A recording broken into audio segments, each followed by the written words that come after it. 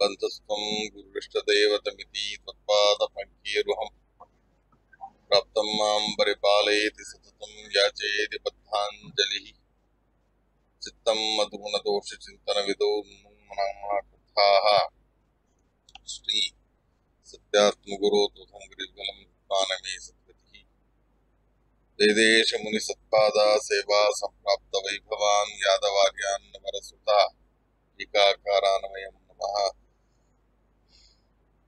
पृथ्वी मंडल मध्यस्थाः गुणबोधमतानुगाः वैष्णवाः विष्णुहृदयाः तान् नमस्ये गुरून् मम श्रीगुरुभ्यो नमः शिष्टस्थितप्ययः नीतिदिजितमो बन्धमुग्राश्च यस्मात् तस्य श्री ब्रह्मरुद्रप्रभृति सुरनरद्वीषशत्रात्मकस्य विष्णोर्व्यस्ताः समस्ताः सकलगुणनिधिः सर्वदोषप्रपेतः पूर्णानन्दो परमः चिन्तयेतं महान्तम् जन्माद्यस्य तोन्मयादितरतश्चार्तेष्वभिक्तस्वराट् ब्रह्मरदाय आदिकवये मुह्यन्त्यं सूरयः तेजो वारुमृदां यथा विनिमयो यथा सर्गो मृषा धाम्ना स्वेन सदा नरस्तत्त्वकं सत्यं परं धीमहि धर्मप्रोच्यतकैतवोत्सपरमो निर्मत्सराणां सतां वेद्यं वास्तवमत्र वास्तुशिवदम् तापत्रयोन्मूलनं श्रीमद्भागवते महामुनिकृते किंवा परैरीश्वरः सद्यो वृद्धवर्धते अर्थकृतिभिः शुभिस्तत्क्षणात्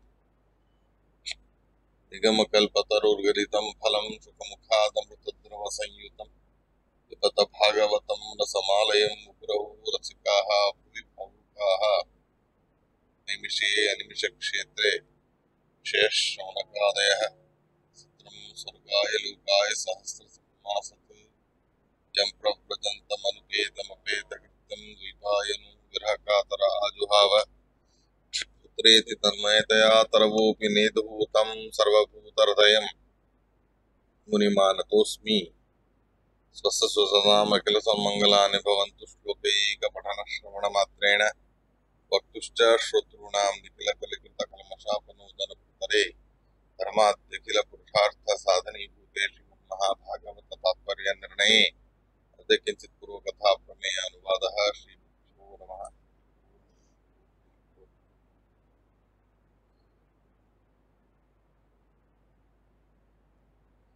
यदैवेकतमोऽन्याभ्यां स्वभाव उपहन्यते तदैवेदं जगद्धाता भगवान् धर्मरूपधृक् उष्णाति स्थापयन् विष्णुं त्रियं नरस्वात्मभिः।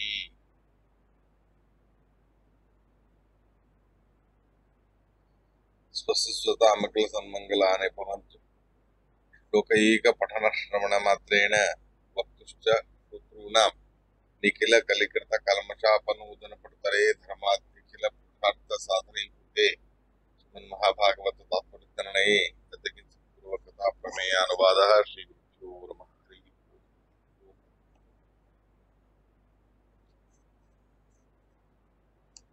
ఇవాళ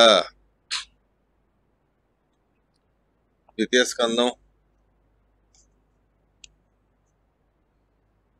స్కందానికి సంబంధించి 10వ అధ్యాయంలో 43వ శ్లోకాన్ని మనం చెప్పుకోవడం అనేది జరుగుతుంది.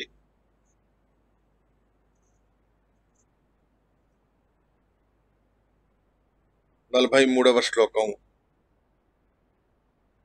తతః కాలాగ్నిరుద్రాత్మా యత్సృష్టం ఇదమాత్మనః సన్నియచ్చతి తత్కాలే ఘనానీకమివానిలః. తతః కాలాగ్నిరుద్రాత్మా యత్సృష్టం ఇదమాత్మనః సన్నియచ్చతి తత్కాలే ఘనానీకం ఇవానిలః. వెనకటి శ్లోకంలో సత్వ రజ తమో గుణాలు, 3 గుణాలలో కాల ప్రభావము, ఇంకేదైనా నిమిత్తమో, దైత్యుల ప్రయత్నమో, దేవతల ప్రయత్నమో, మొత్తానికి మూడిట్లో ఏ ఒక గుణానికి మరొక రెండు గుణాలతో బాధ అనేది కలిగినప్పుడు మరొక రెండు గుణాలని పోషణం చేసి గట్టిపరిచి బాధకమైన గుణాలని బాధ్యులుగా చేసేవాడై ఉన్నాడు పరమాత్మ అని చెప్పారు. అంటే సత్వరజ తమో గుణాలు, సత్వగుణం వలన రజోగుణం తమో గుణం సంపూర్ణంగా సమాప్తి అయ్యే సందర్భం అయితే అప్పుడు తమో గుణాన్ని అభివృద్ధి పరచడానికి తామసికులని ఉపయోగించుకొని, రజోగుణాన్ని అభివర్ధన పరచడానికి రాజసికుల్ని ఉపయోగించుకొని, సాత్విక గుణాన్ని అభివర్ధన చేయడానికి సాత్వికులని ఉపయోగించుకొని భగవంతుడు ఈ రకంగా ఆ మూడు గుణాల సమ్మేళనం, మూడు గుణాల యొక్క అస్తిత్వం మొదలైనవన్నీ కూడా తను చూసుకుంటాడు. మూడు గుణాలు సరైనటువంటి తూకలో ఉండాలి. ఒకటి ఎక్కువైనా మరొకటి ఎక్కువైనా అది సరిపోదు. సమపాళంగా ఉండాల్సినటువంటి సందర్భం అనేది గుణాలకి ఉంటుంది. ఏ గుణం ఏ సందర్భానికి ఎంతగా ఏ రకంగా ఉండాలో ఆ రకంగా ఉండాలి. అది ప్రకృతి నియమానికి అనుగుణంగానూ కూడా జరిగేటటువంటి ప్రవృత్తి. ఇలా ఉండగా సత్వరజతమో గుణాలు ఎంతవరకు ఉండాలో అంతవరకు ఉండేట్టు చూసుకునేవాడై భగవంతుడు ఉంటాడు. సత్వగుణం అభివర్ధన పరచవలసిన సందర్భంలో కృతయుగం మొదలైనటువంటి యుగాలలో తమోగుణం అభివర్ధనమైతే అప్పుడు భగవంతుడు స్వతహా తనైనా అవతరిస్తాడు, లేదా తన దూతలైన వాళ్లను తన కుమారులను తన దేవతలను తన భక్తులని పంపించి వాళ్ళ చేత సత్వగుణ అభివృద్ధి అనేది కలిగేట్టు చేస్తాడు. ఈ రకంగా రజోగుణం అనేది సంపూర్ణంగా నశించిపోయే సందర్భం అయితే ఆ రజోగుణం అభివర్ధన పరచవలసిన కాలములో భగవంతుడు రాజసికులని బలిష్టపరిచి వాళ్ళ చేత రజోగుణం అనేది అభివర్ధన పరుస్తాడు.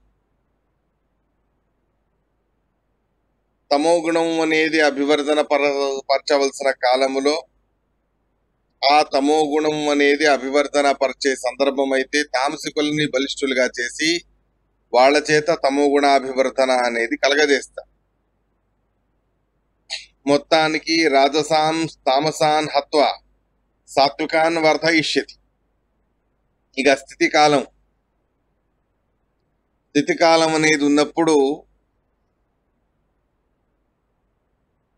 స్థితి కాలంలో తనే అవతరించి సత్వగుణాన్ని నిర్మూలనపరిచే ప్రయత్నం అనేది దైత్యులు చేసినప్పుడు తనే స్వతహాగా అవతరించి తామసికులని రాజసికులని సంహరించి సాత్విక గుణాన్ని సాత్వికులని వర్ధన అనేది చేస్తాడు.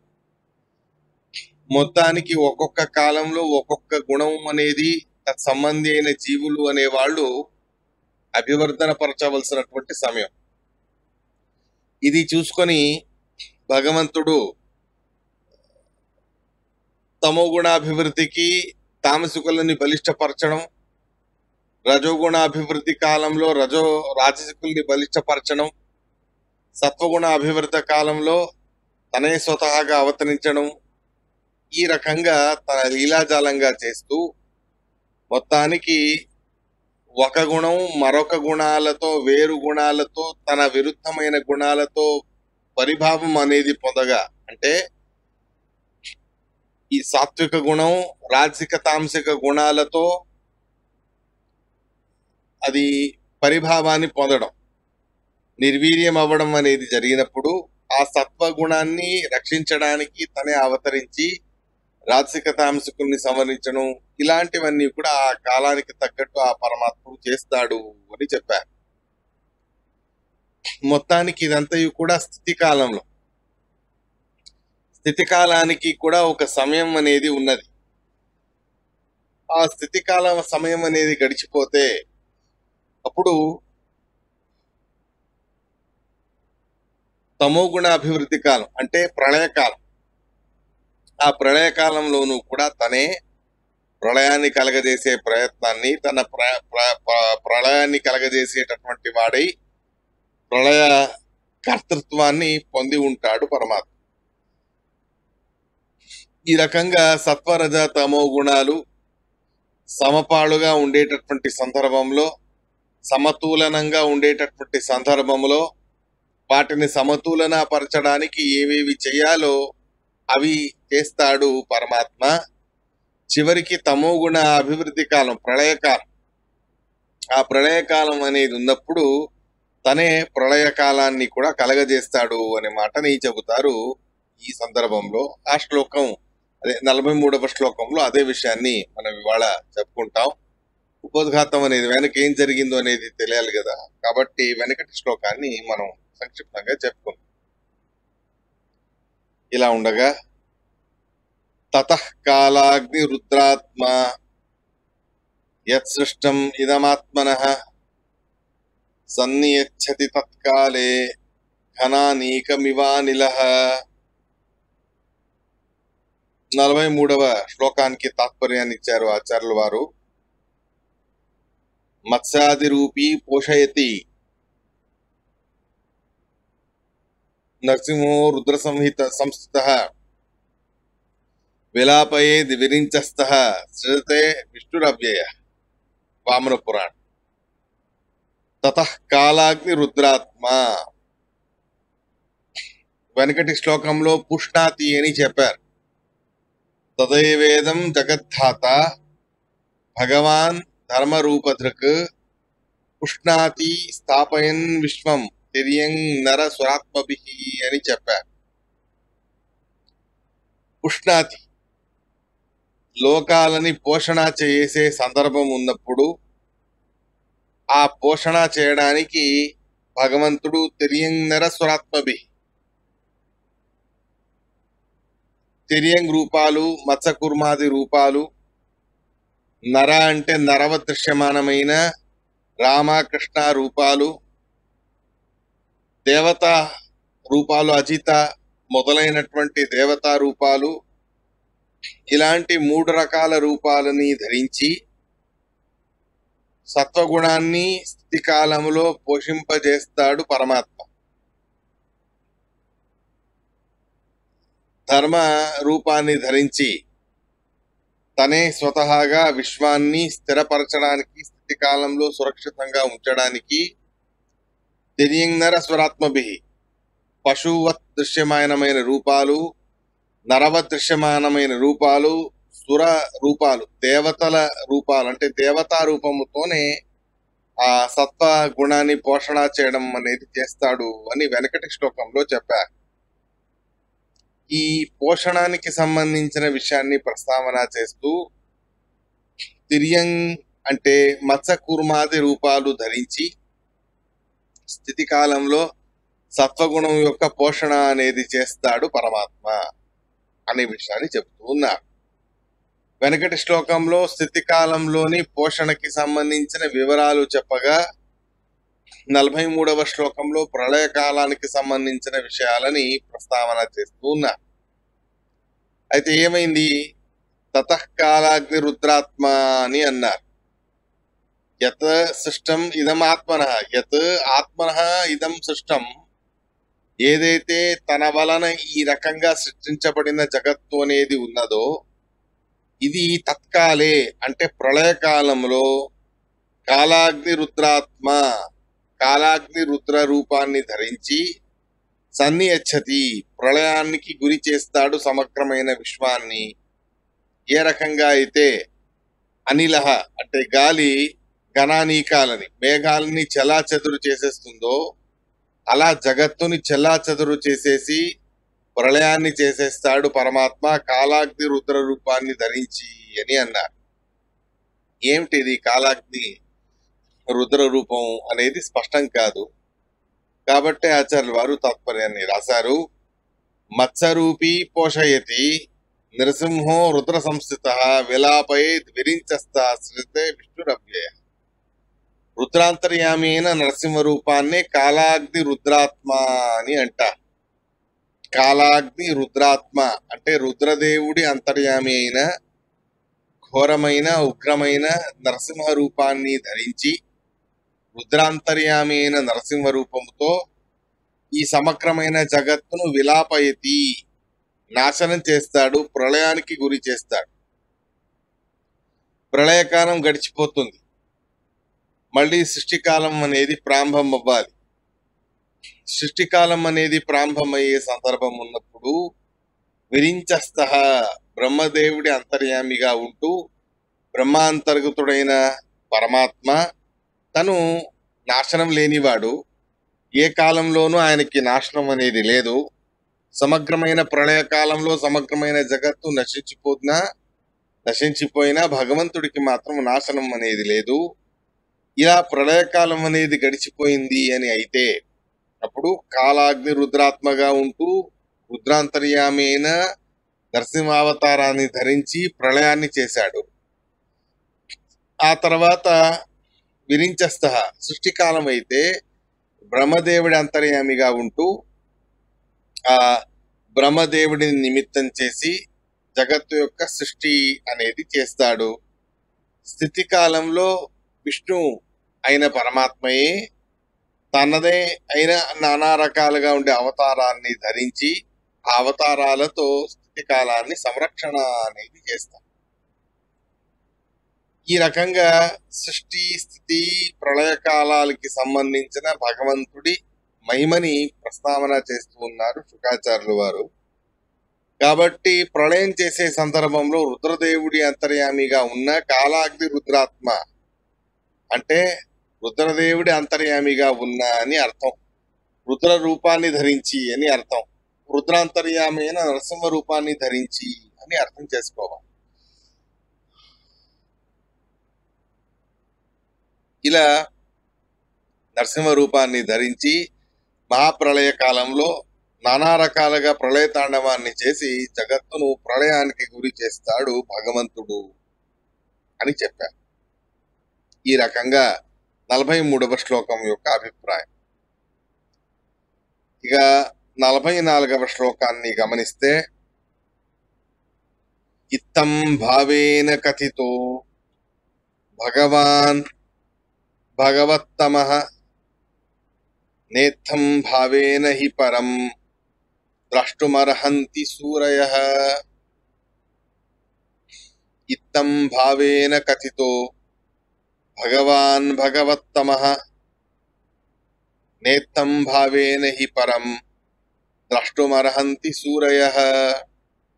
ఇలా సృష్టి స్థితి సంహార క్రియలు చేసే ఆ పరమాత్ముణ్ణి ఈ రకంగా వర్ణించబడింది వేదాలలో, పురాణాలలో, నానా రకాలుగా ఉండే శాస్త్రాలలో ఇలా వర్ణించబడ్డాడు ఆ పరమాత్మ. భగవత్తమః భగవాన్ అని అన్నారు. భగవత్తమః అనే శబ్దానికి అర్థం అనేది వ్యాఖ్యానకారులు చెబుతారు. భగ అనే దానికి షడ్గుణ ఐశ్వర్యాలు అని అర్థం. భగవత్తమః అంటే పూర్ణ స్థాయిలో ఉండేటటువంటి షడ్గుణాలు. ఆ పూర్ణ స్థాయిలో ఉండేటటువంటి షడ్గుణాలతో యుక్తమై ఉన్న పరమాత్ముడు ఈ రకంగా తన షడ్గుణైశ్వర్యాలతో పలు రకాలుగాను కూడా జగత్తు యొక్క సృష్టి స్థితి సంహారాదులన్నీ కూడా తను చేస్తాడు అనేటటువంటి విషయాన్ని చెప్తూ ఉన్నారు. ఇక నా ఇత్తం భావేన హి పరం ద్రష్టుమర్హంతి సూరయః. సూరయః జ్ఞానులు నా ఇత్తం భావేన ఇలా పైన చెప్పిన ప్రకారంగా కాకుండా అంటే పైన చెప్పిన దానికి విరుద్ధంగా పరం ద్రష్టుమర్హంతి అని చెప్పినట్టయింది ఈ భాగవత శ్లోకంలో. శ్లోకాన్ని గమనించండి. ఇత్తం భావేన కథితః ఈ ప్రకారంగా చెప్పబడి ఉన్నాడు పరమాత్ముడు పురాణాలలో, శాస్త్రాలలో, వేదాలలో. ఇలా చెప్పబడిన ఆ వేదాలలో చెప్పబడిన పరమాత్ముడిని నా ఇత్తం భావేన హి పరం ఈ రకంగా చూడకండి అని అన్నారు. ఇలా రెండు విరుద్ధమైన మాటలు వచ్చాయి. కాబట్టి ఆచార్యుల వారు ఇక్కడ తాత్పర్యాన్ని రాస్తూ ఉన్నారు. అతిశయమైనటువంటి షడ్గుణైశ్వర్యాలతో పూర్ణమై ఉన్న పరమాత్మ, ముఖ్యవృత్యా భగవత్ శబ్దవాచ్యుడైన పరమాత్మ నారదాదుల ద్వారా, పురాణాలలో వేదవ్యాసుల వారి ద్వారా ఈ రకంగా చెప్పబడి ఉన్నాడు. ఏదైతే పురాణాలలో చెప్పబడి ఉన్నాడో, ఏ రకంగా అయితే వేదాలలో పురాణాలలో భగవంతుడు చెప్పబడి ఉన్నాడో, ఆ రకంగానే సూరయ జ్ఞానులు నా సూరయ, నా ఇత్తం భావేన అని అంటే ఇలా కాకుండా అని కాదు, నా అనే శబ్దానికి పురుష అని అర్థం. నా అనే శబ్దానికి పురుష. నా అంటే అప్రాకృతుడైనటువంటి పురుషుడు, అప్రాకృతమైనటువంటి వాడైన పరమాత్మ సృష్ట్యాది కర్తృత్వంగా సృష్ట్యాదులు చేస్తాడు అనే రకంగా చెప్పబడి ఉన్నాడు. నా అంటే అప్రాకృతమైన పరమాత్ముడు, సత్వరజ తమో గుణాలను మీరి ఉన్న పరమాత్ముడు ఇత్తం భావేన ఈ రకంగా చెప్పబడి ఉన్నాడు అని తీసుకోవాలి తప్ప, ఇలా చెప్పబడి ఉన్నా ఇలా చేయకండి అని నిషేధార్థంగా చెప్తున్నారు అని కాదు. నా అంటే పురుష అని అర్థం. నా ఇత్తం భావేన ద్రష్టుమర్హత్, పురాణాలలో ఇలా చెప్పబడి ఉన్నాడు కాబట్టి సూర్య జ్ఞానులు నా ఆ అప్రాకృతమైనటువంటి పురుషుడైన పరమ పురుషుడైన పరమాత్ముణ్ణి ఇత్తం భావేన ఈ రకంగానే ద్రష్టుమర్హంతి, అపరోక్ష జ్ఞానాన్ని సాధించగలరు. ఈ రకంగానే ఆ పరమాత్ముడి యొక్క సాక్షాత్కారాన్ని వారు పొందగలరు అని చెప్పడానికే నా అనే శబ్దానికి పురుష అనేటటువంటి మాటని చెప్పారు శ్రీమదాచార్యులు వారు. ఇక్కడ లేకపోతే నా ఇత్తం భావేన అనే మాట పైన చెప్పబడిన మాట రెండు విరుద్ధంగా ఉన్నట్టు అనిపిస్తుంది, కానీ అవి రెండు విరుద్ధంగా లేవు. నేత్తం భావేన అనే దాన్ని నా ఇత్తం భావేన అని అర్థం చేసుకోకుండా నా అనేటటువంటి మాటని తీసుకోండి అని చెప్పాను. నా అప్రాకృతుడైన అప్రాకృతుడైన పరమ పురుషుడైన పరమాత్మ ఇత్తం భావేన పైన చెప్పబడినటువంటి ప్రకారంగా, శాస్త్రాలలో చెప్పబడిన ప్రకారంగా ఈ రకంగా ఆ పరమాత్ముడు ఏ పరమాత్మ అయితే ఉన్నాడో అతన్ని ఈ రకంగా దేవతలు, సూరయ జ్ఞానులు చూడవలసిన వాళ్ళే ఉన్నారు అని ఈ అర్థాన్ని తీసుకోండి నేను చెప్తున్నారే తప్ప నా అనే శబ్దానికి లేదు నిషేధార్థం అనేది కాదు అనే మాటను మనం ఇక్కడ తెలుసుకోవాలి. మొత్తానికి ఈ తాత్పర్యం అనేది ఈ రకంగా మనకు చెప్పబడడంతో అన్యతా జ్ఞానం లేకుండా చేశారు శ్రీమదాచార్యులు వారు. ఇలా ఉండగా 44వ శ్లోకానికి తాత్పర్యం అనేది అయ్యాక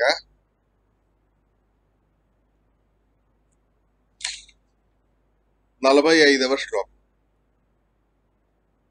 45వ శ్లోకం గమనించండి. నచాస్య జన్మ కర్మాణి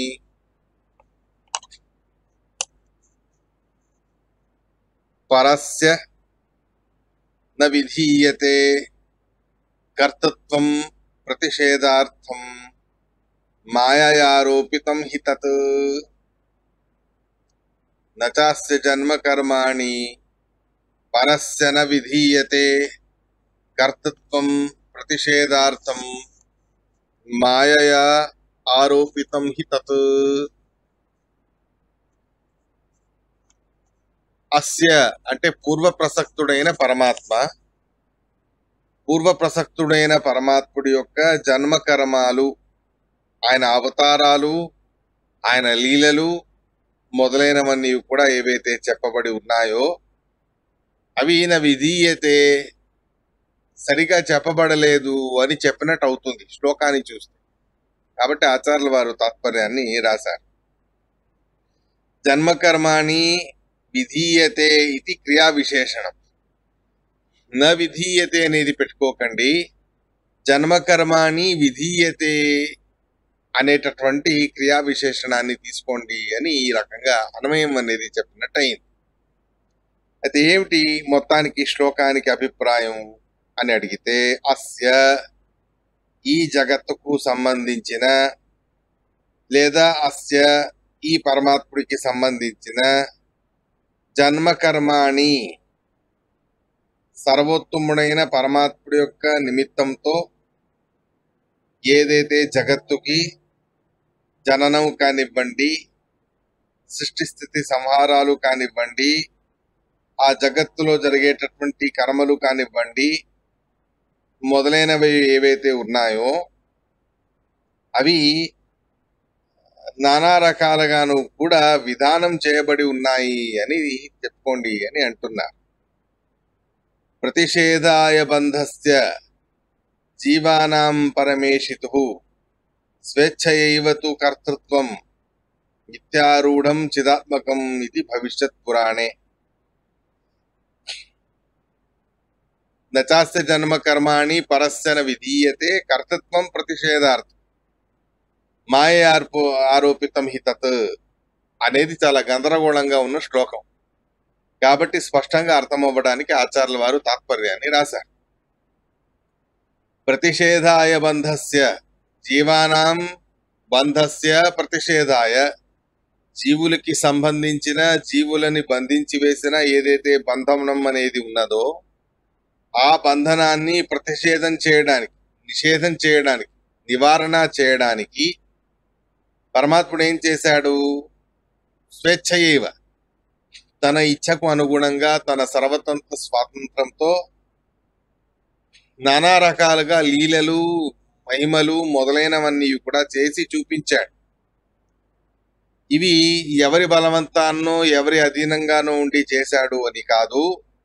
అప్రాకృతుడైన వాడు, ప్రకృతికి సంబంధం లేనివాడైన పరమాత్మ, ఆయనలో ఈ కర్తృత్వం అనేది ఏదైతే ఉందో, జగత్తు సృష్టి స్థితి సంహారాది రూపమైన కర్తృత్వం, ఇది ఎల్లవేళలాను కూడా ఉంటుంది. ఆ సమయానికి ఆ క్రియాశీలత్వం, ఆ క్రియాకర్తత్వం అనేది అభివ్యక్తపరుస్తూ ఉంటాడు పరమాత్మ. ఈ రకంగా ఈ శ్లోకానికి అర్థం చేసుకోండి అని చెప్పారు. ఇంకొకటి ఏంటంటే మాయారోపితం అని ఉంది. మాయారోపితం అనేటటువంటి మాటని రూప ఉపరిభావ అని ధాతువుని తీసుకోండి అని చెప్పారు. దానికి ఉదాహరణ కూడా చెబుతారు. సుభద్రాం రథమారోప్య ఇత్యాది వచ్చ. సుభద్రాం రథమారోప్య అని అంటే సుభద్రాదేవిని రథం మీద ఎక్కించి అర్జునుడితో పాటు పంపించి వేశాడు శ్రీకృష్ణ పరమాత్మ అని చెప్పారు. అంటే ఆరోపితమై ఉన్నది అంటే అద్వైతులు చెప్పిన ప్రకారంగా మిథ్యాభూతంగా ఉండేటటువంటిది అని కాదు. ఆరోపితం అనే దానికి రూప ఉపరిభావ అనేటటువంటి ధాతు అర్థాన్ని తీసుకోండి అని చెప్పారు. అంటే ఏమైంది ఆ రకంగా చెప్పడంతో? స్వేచ్ఛాపూర్ణుడైన పరమాత్మ కర్తృత్వాలు మొదలైనవి ఏవైతే ఉన్నాయో అవి మాయ అంటే మాయా కాదు. మాయా శబ్దానికి స్వేచ్ఛ అని అర్థం. మాయా శబ్దానికి తన ఇచ్ఛ అని అర్థం. తన ఇచ్ఛతోనే ఆరోపితమై ఉన్న అంటే నిత్యము కూడా ఆ పరమాత్ముడిలో ఉన్నటువంటి వై ఉన్నా అని అర్థం. రథం మీద ఆరోపణ చేశానంటే లేనిది చెప్పారు అని అర్థం కాదు. ఆ రథం మీద ఎక్కించి దాని మీద అధిష్టానం చేయించి అధిష్ఠింపజేసి అని అర్థం తీసుకుంటారు కదా. అలా ఆ రథారోహణం అనే అర్థాన్ని తీసుకునే రకంగా ఇక్కడ కూడా మాయయా ఆరోపితం అనే మాటకి మాయయా అంటే తన ఇచ్ఛతో, ఆరోపితం అని అంటే భ్రమితమైనది అని అర్థం కాకుండా ఆరోపితం అనే దానికి స్వస్మిన్ స్థాపితం అనే అర్థాన్ని తీసుకోండి అని చెప్తూ ఉన్నారు. ఈ రకంగా జన్మకర్మలు మొదలైనవి ఏవైతే ఉన్నాయో ఈ జన్మకర్మలు మొదలైనవన్నీ కూడా ఆ పరమాత్ముడు కేవలం జీవుల యొక్క బంధనాన్ని పరిహారం చేయడానికి, జీవుల యొక్క మోక్షానికి కారణమవ్వాలి అనే అభిప్రాయముతో జగత్తుకు సంబంధించిన జనన మరణ సృష్టి స్థిత్యాదులు మొదలైనవి ఏవైతే ఉన్నాయో అవి నిత్యము కూడా ఆ పరమాత్ముడిలో అధిష్ఠితమై ఉన్నాయి అనే అర్థాన్ని తీసుకోండి అని చెబుతారు. అవి కొత్తగా వచ్చినవి కావు. నిష్క్రియత్వానికం కృష్ణకారిత్వాదిన భగవత్పాదైరేవ అన్యత్ర వ్యాఖ్యాతం. అవి ఎలవెళలాను కూడా ఉండేటటువంటివై ఉన్నాయి అని అర్థం. అంటే అస్య జగత్తుకు సంబంధించిన జన్మ కర్మలు పరస్య న విధీయతే ఇతి న, ఆ పరమాత్ముడిలో లేవు అని కాదు, ఎలవెళలాను కూడా ఉన్నాయి. ఎందుకు? ప్రతిషేధార్థం, జీవుల యొక్క బంధనాన్ని పరిహారం చేయడానికి జగత్తుకు సంబంధించిన సృష్టి స్థితి సంహారాలన్నింటినీ కూడా స్వేచ్ఛయ తన ఇచ్ఛకు అనుగుణంగానే పరమాత్ముడు తనలో అవి నిత్యము కూడా ఉండేట్టు చేసుకున్నాడు. తనలో నిత్యము కూడా ఉండేట్టు చేసుకుని ఉన్న ఆ జన్మ కర్మలు ఏవైతే ఉన్నాయో, క్రియాకర్తత్వాదులు మొదలైనవి ఏవైతే ఉన్నాయో, అవన్నీ స్వేచ్ఛాపూర్ణంగా తను చేసుకుని ఉన్నవాడు. ఇవి కేవలం జీవుల యొక్క ఉద్ధారం కోసం చెప్పబడినవి అనే అభిప్రాయాన్ని తీసుకోవాలే తప్ప ఆరోపితం అనే అర్థం కాదు అని చెప్పినట్టయింది. మొత్తానికి శ్లోక అనివార్తం ఈ రకంగా తీసుకోండి. అస్య, ఈ జగత్తుకు సంబంధించిన జన్మకర్మాణి సృష్టి స్థిత్యాదులు పరస్య, పరమాత్ముడి యొక్క నిమిత్తంతో యథాసంభవంతి తథా, ఎలా జరగాలో అలా జరుగుతూ వెళతాయి. ఆ పరమాత్ముడికి సంబంధించి కర్తృత్వం న విధీయతే, తాత్పర్యతః న ప్రతిపాద్యతే. అంటే ఆ పరమాత్ముడిలో ఎల్లవేళలాను కూడా కర్తృత్వం అనేది ఉంటుంది కాబట్టి కొత్తగా ఉండేటటువంటిది, కొత్తగా వచ్చిన ధర్మాలు కావు అవి, నిత్యము కూడా ఉండేటటువంటి ధర్మాలే అనే అభిప్రాయాన్ని తీసుకోండి అని చెబుతారు. ఈ రకంగా తీసుకొని ప్రతిషేధార్థం అనే మాటకి అధ్యాహారం చేసుకోండి. జీవులకు బంధస్య ప్రతిషేధార్థం, జీవుల సంసార బంధనాన్ని నిషేధం చేయడానికి ఆ పరమాత్ముడు వాళ్ళకి మోక్ష సాధనం అవ్వాలి అనే అభిప్రాయానికి మాయా ఆరోపితం, తన ఇచ్ఛతోనే తనలో ఈ జగత్తు యొక్క సృష్టి స్థితి సంహారాలకు సంబంధించిన కర్తృత్వాలను పెట్టుకొని ఉన్నవాడై ఉన్నాడు. వాటిని సమయానికి తగ్గట్టే అభివ్యక్తపరుస్తాడు. అలా అభివ్యక్తపరచబడినటువంటివి జీవులు తెలుసుకొని తమ మోక్షాది పురుషార్థాలని వారు పొందగలరు అనేటటువంటి అర్థాన్ని ఇక్కడ తీసుకోండి అని చెప్తూ ఉన్నారు. కాబట్టి గందరగోళంగా ఉన్న శ్లోకాన్ని సరిగ్గా ఈ రకంగా అర్థం చేసుకోండి అని చెప్పారు. ఇక కొత్తగా వచ్చినవి కావు, స్వాభావికి జ్ఞాన బల క్రియాచ అని ప్రమాణవచనం. స్వాభావికంగా స్వభావగతమై ఉన్నాయి పరమాత్ముడికి సంబంధించిన జ్ఞాన బల క్రియ. జగత్తు యొక్క సృష్టి ఎలా చేయాలి అనే జ్ఞానం, చేసేటటువంటి బలం, జగత్తు యొక్క సృష్టి రూపమైనటువంటి క్రియ మొదలైనవన్నీ కూడా స్వాభావికంగా పరమాత్ముడిలో ఉన్నాయి. మాయా ఆరోపితం అనే మాటకి తన ఇచ్ఛతో తనలో తను పెట్టుకొని ఉన్నవాడే ఉన్నాడు అనే అర్థాన్ని తీసుకోండి అని చెప్తూ ఉన్నారు. ఈ రకంగా ఈ శ్లోకానికి సంబంధించిన తాత్పర్యాన్ని మనం తెలుసుకుంటాం. ఇక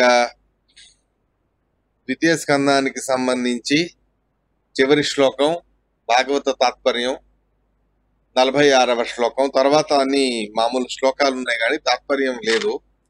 భాగవత తాత్పర్యానికి సంబంధించి ఇదే చివరి శ్లోకం ద్వితీయ స్కందానికి. ప్రాచార్య రేపటి నుంచి తృతీయ స్కందాన్ని మొదలు పెడతాం. అయం తే బ్రహ్మణ కల్ప సవికల్ప ఉదాహృత విధి సాధారణో యత్ర సర్గా ప్రాకృత వైకృతా. అయం తే బ్రహ్మణ కల్ప సవికల్ప ఉదాహృత విధి సాధారణో యత్ర సర్గా ప్రాకృత వైకృతా.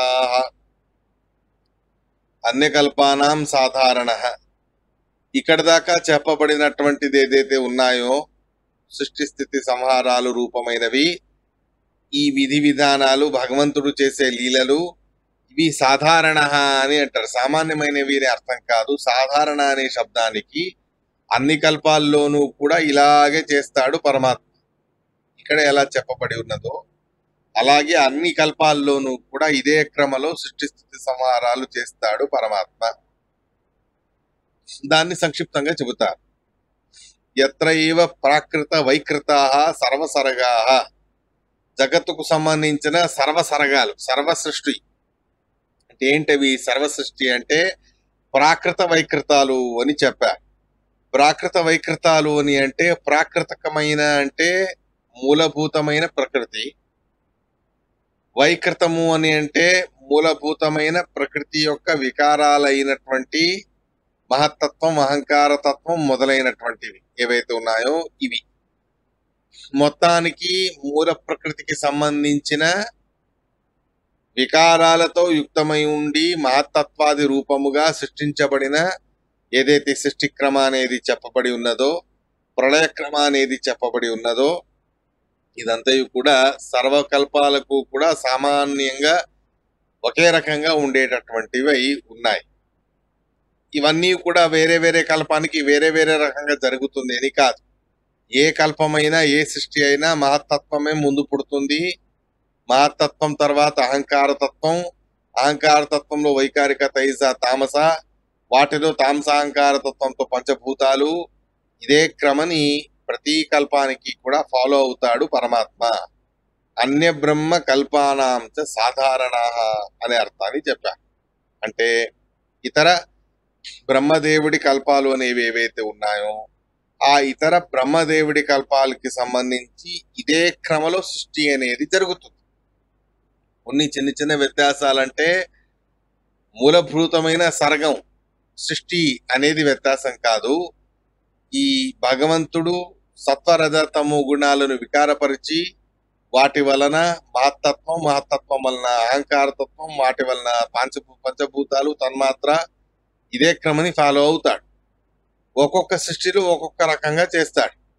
అది ఎక్కడ అంటే త్రివిక్రమ రూపంలో కుడికాలు ఒకసారి ఎత్తడం లేదా ఎడమకాలు ఒకసారి ఎత్తడం, ఇలాంటివి చిన్న చిన్న వ్యత్యాసాలు చేస్తాడే తప్ప మూలభూతమైన సృష్టి స్థితి సంహారం అనేది ఏదైతే ఉందో ఆ మూలభూతమైన సృష్టి స్థితి సంహార రూపమైన భగవంతుడి సృష్టి లీల ఇది ఇక్కడ ఏ రకంగా చెప్పబడి ఉన్నదో ఇదే క్రమలో చెప్పబడుతూ ఉంటుంది.